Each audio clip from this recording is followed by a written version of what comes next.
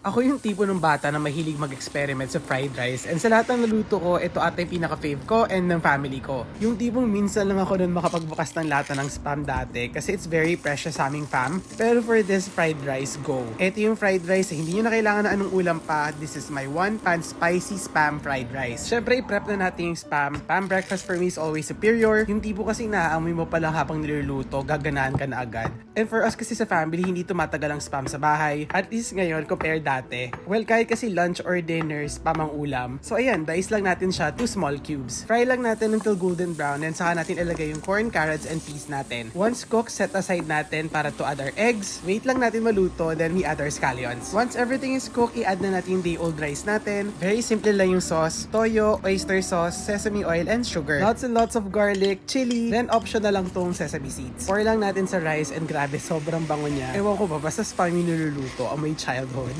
For extra umami, nag-add lang ako ng nori chips. And ayan, ready to serve na. You can adjust the taste naman with salt and pepper. Ready to serve na. Lagyan nyo lang yung spicy Spam fried rice nyo sa bowl. And I top mine with 2 eggs, garnished with scallions and sesame seeds, and more of that sauce. So good. One pan, no additional ulam needed. Less than 20 minutes. You can have it for almusal, tanghalian, or hapunan with the whole fam. In fair naman kasi talaga sa Spam's versatility. You can substitute any protein naman basta meron kayong Spam. Tawag nyo ako besties pag na-try nyo. Enjoy!